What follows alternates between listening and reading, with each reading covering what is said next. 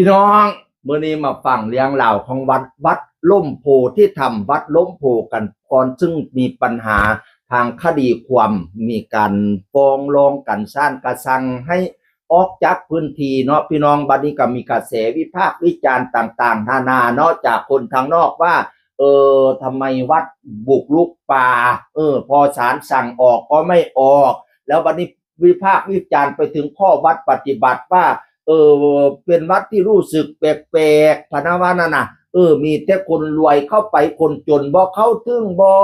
เข้าไปนั้นอุ้ยปั่นเป็นเมืองหนึงบัดนี้ก็ใส่กางเกงใส่อะไรทำไมการแต่งกายก็บ่คือหมู่คือสุมบัดนี้ก็ว่าเออ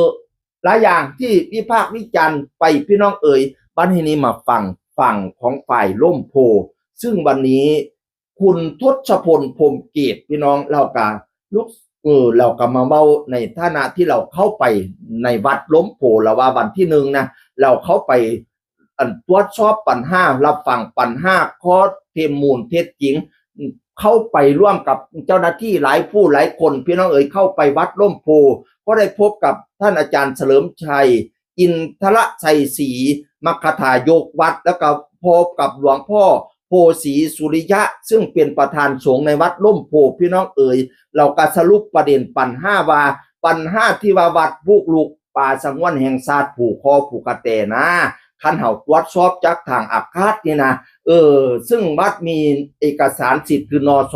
3แล้วก็มีภาพถ่ายทางอากาศตั้งแต่ก่อนปีพศ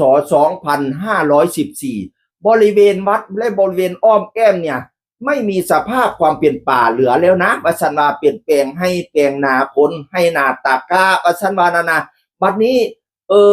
มาประกาศของเขตป่าสงวนแห่งชาติภูพอกภูกระเตนมาประกาศเมื่อปี2523ภาพถ่ายทางอากาศปี2514เนี่ยมันไม่มีความเป็นป่าแล้วแต่พศ23นี่ทางป่าสงวนภูข้อภูกระเตมาประกาศเป็นเขตป่านี่มันก็เลยบอกเขากันว่าฉันละว่านะพี่น้องแต่ตอนที่ไปขึ้นศาลตั้งแต่ตอนศาลชั้นต้นน่ะทางวัดบ่มีหลักฐานข้อนี้ไปนำเสนอต่อศาลเฮ็ดให้ถูกดำเนินคดีว่าไปบุกรุกป่าว่าฉันว่านะตั้งแต่ศาลชั้นต้นพอศาลชั้นต้นว่าจังซี่มันก็เลยต่อเนื่องมาฮอดอุทธรณ์ฎีกาว่าฉันละว่านะวันนี้คำถามข้อที่2ว่าวัดดังกล่าวเป็นพุทธพาณิชย์เป็นสาขาของวัดธรรมกายเป็นวัดที่ภิกษุสงฆ์แต่งกายแปลกประหลาดไม่เหมาะสมเป็นวัดคนรวยจากการที่เราได้ไปสำรวจนะพี่น้องเราว่าภิกษุแม่ชีที่อยู่ในวัดนั้นเป็นนานาชาติมาจากหลายชาติด้วยกันแต่ส่วนใหญ่ก็เป็นคนไทยนั่นแหละประชันวานาพี่น้องไปสร้างบ้านเหียนอยู่ในเขตของวัดแต่ต้องยอมรับในการบริหารจัดการของวัดว่าดีเยี่ยมเป็นชุมชนอริยะมีระเบียบมีความสะอาดมีความถูกสุขลักษณะและมีความปลอดภัยพึ่งพาตัวเองปลูกพืชผักสวนครัวเป็นเศรษฐกิจพอเพียงและเป็นวัดที่ไม่เลี้ยลายไม่มีการเลี้ยลายบ่มีกองบริจาคพี่น้องเอ๋ยบ่มีกฐินบ่มีผ้าป่าในทุกๆปีแต่อย่างใดจึงไม่มีลักษณะเป็นวัดพุทธพาณิชย์ไม่ใช่สาขาของวัดธรรมกายการทำงานของพระสงฆ์บางทีนั้นต้องใส่กางเกงเพื่อว่าความสะดวกในการทำงานคนทั้งหลายที่เข้ามานะศรัทธาในคำสอนของหลวงพ่อโพสีสุริยะเขมโตซึ่งวัดเป็นวัดของคนทุกชนชั้นแต่ส่วนใหญ่จะเป็นชนชั้นกลางว่าซั่นพี่น้องเพิ่นว่าจังซี่ผมไปวัดล่มโพเป็นครั้งแรกผมได้รับโอกาสทราบความจริงอย่างครบถ้วนซึ่งแตกต่างจากข้อมูลต่างๆที่หลายคนเสนอไปว่าซั่นว่านะแล้วกับประเด็นเกี่ยวกับทางกฎหมายที่ว่ามีการบุกรุกป่าเนี่ยเราบอกว่าน่าสิเจรจากันได้ทางรัฐทางวัดนะว่าซั่นเรามาเมนไว้ช่องเทียพี่น้องเอ่ยอีกเทียนึงเราก็บอกว่ามีสำนักข่าวหลายสำนักข่าวเพจหลายเพจเอาไปเว้านะไปเว้าโดยที่บ่เคยไปสัมภาษณ์เลยบ่ทราบข้อมูลความจริงเลยแล้วก็พูดไปให้มันคลาดเคลื่อนประชันวานาโดยเฉพาะเรื่องการบุกรุกป่าเนี่ยเรามองว่าระบบรัฐไทยที่หลายอย่างไม่มีมาตรฐานหลายอย่างก็ผิดพลาดคลาดเคลื่อนด้วย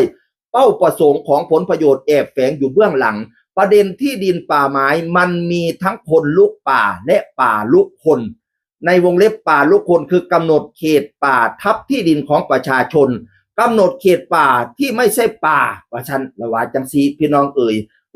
เพราะว่าเรามองว่าที่ดินจังหวัดเลยไล่มองนั้นทึกประชาชนพลเมืองไปทางกันลูกกันไล่มองไล่แก่พี่น้องเอ่ยแล้ววันนี้คณะเดียวกันป่ากับไปป่าไม่กับไปกำหนดไปขีดเส้นเขตทับที่ของประชาชนทำให้ประชาชนในเขตจังหวัดเลยมากกว่า 17,000 ครัวเรือนเดือดร้อนในเรื่องที่ดินทำกินนี้ประชันวานะและเป็นปัญหามายาวนานหลาย10 ปีแต่รัฐไม่เคยแก้ไขปัญหานี้ให้กับพวกเขาผมจึงคิดว่าปัญหาของวัดล่มโพธรรมอาจจะเป็นจุดเริ่มต้นของการที่สังคมจะพยายามทำความเข้าใจกับปัญหานี้อย่างแท้จริงเพื่อเดินไปสู่การแก้ไขปัญหาที่ดินป่าไม้อย่างเป็นรูปธรรมประชันวานะแล้วเราก็นำแผนที่ Google Map บริเวณวัดล่มโพธรรมล่มโพที่ทำมาให้ดูว่าพื้นที่บริเวณรอบวัดเนื้อที่รวม10,000 ไร่ก่อนถึงเขตรักษาพันธุ์สัตว์ป่าภูขอภูกระเตนั้นเป็นป่าหรือไม่ซึ่งเราจะมองเห็นอย่างชัดเจนว่าถ้าเจ้าหน้าที่ป่าไม้บอกว่าพื้นที่บริเวณนั้นร่วม10,000 ไร่อยู่ในเขตป่าสงวนแห่งชาติภูขอภูกระเตตามคำพิพากษาของศาลฎีกาทำไมจึงปล่อยให้มีการลุกป่าไม้ทำไร่ทำนาทำสวนยางมีการครอบครองทำประโยชน์แทบทั้งหมดปล่อยให้มีชุมชนมีหมู่บ้านไปสร้างบ้านที่อยู่อาศัยหลายหมู่บ้านทำถนนขยายเขตไฟฟ้าเข้าไปในเขตป่าไม้ซึ่งตามกฎหมายทำไม่ได้แบบนี้เป็นการละเว้นการปฏิบัติหน้าที่ตามมาตรา157หรือไม่ฉันมาพี่น้องนี่ก็เป็นอีกมุมหนึ่งเนาะ